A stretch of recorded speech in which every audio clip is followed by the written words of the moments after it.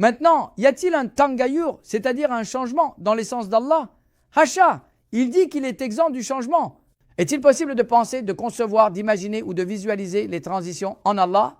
Intikal, les transitions, les départs, les arrivées, les mouvements, les descentes, les montées et ainsi de suite. Hacha, il dit qu'il en est exempt. Maintenant, regardez, si nous disons cela à propos d'un serviteur, est-ce que ce serait un attribut déficient, un attribut louable, un attribut parfait? Ce ne serait pas un attribut de perfection pour le serviteur.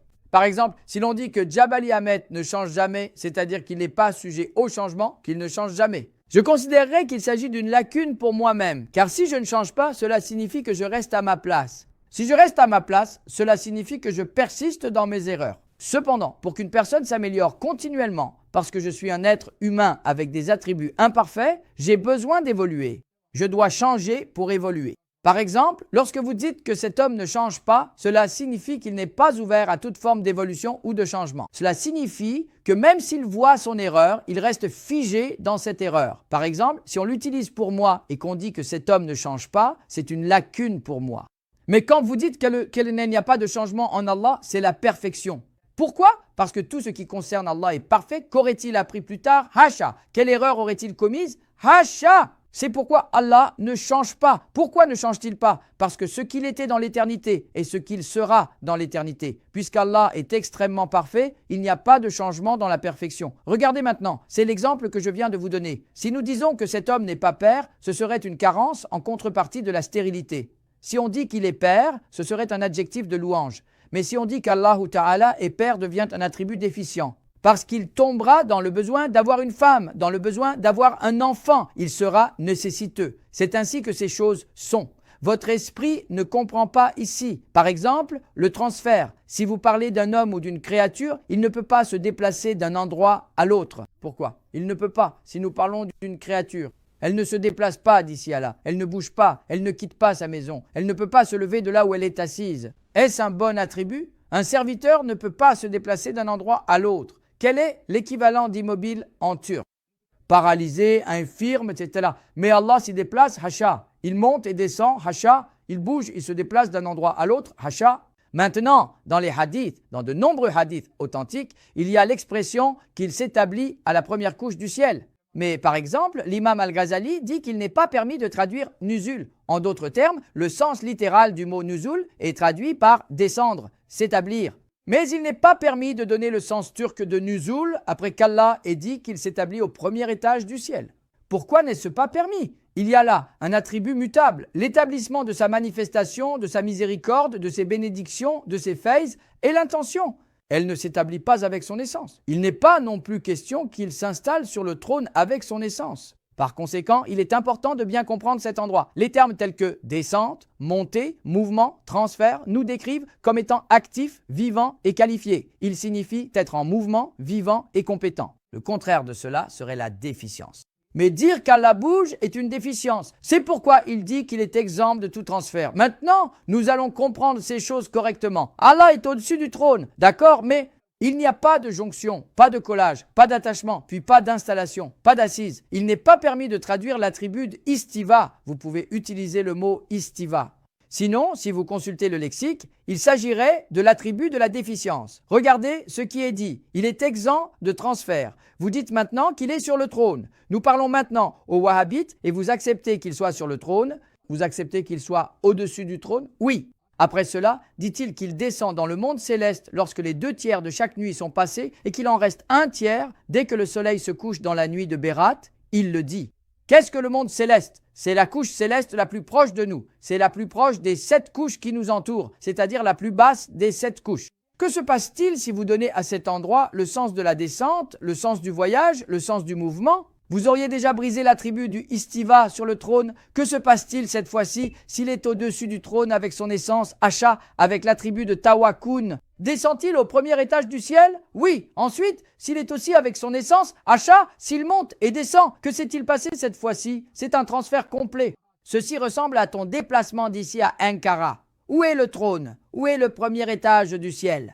Que dit un chef salafi wahhabi qui dit qu'Allah est là avec son essence et ici avec son essence? Allah monte et descend, Bien, le soleil s'est couché à 6h41 et à partir de là, le calcul de la nuit a commencé. Nous laisserons les 2 tiers de la nuit, nous la diviserons en 3 jusqu'à l'iftar. Après les 2 tiers, Allah se lève du trône, Asha wa Kella.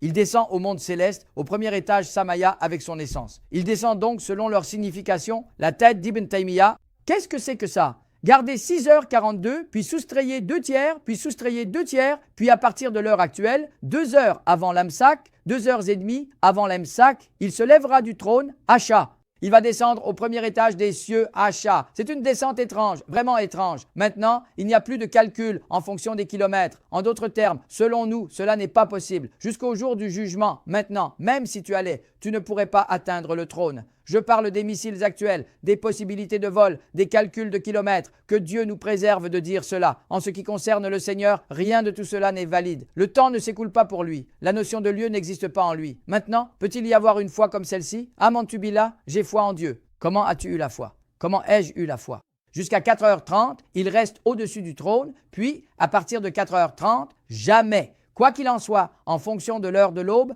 au dernier tiers commence à descendre du premier étage, passe par là, descend et monte. La hable veut la couvette illa billah. C'est la foi de tant de gens. Comment est-on arrivé à Amentu billahi maintenant? Actuellement, ces salafistes ont créé 2000 à 3000 associations et, par le biais de tous les moyens Internet, influencent les gens en imposant complètement l'idée que Dieu est dans le ciel. Autrefois, il n'était pas nécessaire de discuter de ces sujets. Allah, Hasha, il a un lieu, il est dans le ciel. En fait, il y a une grande contradiction là-bas aussi, car s'il est dans le ciel, il ne peut pas être au-dessus du trône, parce que le ciel est bien en dessous du trône. Si le trône occupe le ciel et que le trône est aussi petit qu'une bille dans le désert, si le trône englobe toute la création, alors le ciel à l'intérieur contient la création de sa création, c'est-à-dire, il n'a aucune autorité, aussi petite qu'une bille dans le grand désert du Sinaï. Comment peut-il être dans le ciel? Que Dieu nous préserve de dire cela. Maintenant, ceux qui répètent leurs propres paroles, qui se trompent en interprétant la signification apparente de chaque verset et hadith selon leur langue, qui tombent dans l'égarement, qui ne regardent pas les hadiths, qui n'examinent pas le verset, Dieu n'a pas de semblable, qui donnent une signification sans regarder les autres hadiths. Ce que les ulémas d'Ahl al-Sunnah, nos mujtahid, ont déduit des versets et des hadiths, ce qu'ils ont istilat, ce qu'ils ont istimbat, ceux qui, sans regarder aux questions de croyance, d'inanité, disent « ce verset dit ceci, ce verset dit cela ». Et alors? Mais maintenant, si ces versets ne se contredisent pas, cela signifie que c'est votre esprit qui est en contradiction. Que devez-vous faire alors? Vous devez les harmoniser. Qu'est-ce que l'harmonisation? Unir. C'est ce que les érudits de la Sunna ont fait. Est-ce qu'il s'établit vers le premier étage des cieux? Oui, c'est un hadith authentique, mais c'est son influence, sa miséricorde, sa bénédiction, sa grâce qui s'établissent. Est-ce qu'il s'établit sur le trône? Oui, pas avec son essence. Allah a établi son autorité sur le trône. Il se manifeste au trône. La plus grande manifestation est au trône. Donc il a établi son autorité sur le trône. Sinon, Allah a également manifesté son essence à la montagne. Il a dit à Moïse dans le verset, regarde, il l'a dit à la montagne. Il a aussi manifesté à la montagne. Mais maintenant, quand il a manifesté à la montagne, elle a fondu avec une manifestation de la taille d'un atome. Mais le trône a supporté son autorité. Si le trône peut le supporter, c'est parce qu'Allah lui a donné cette force, parce qu'Allah lui a donné cette force de résister à cette manifestation. Sinon, où est l'endroit de l'essence d'Allah qui pourrait être un lieu? Y avait-il un lieu quand l'essence d'Allah existait? Eh bien, même cela suffit à nous faire comprendre Allah, cela suffit pour nous donner la foi.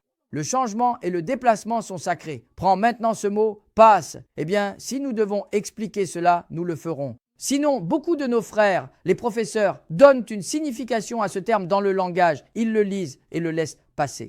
Il est exempt du changement, du déplacement.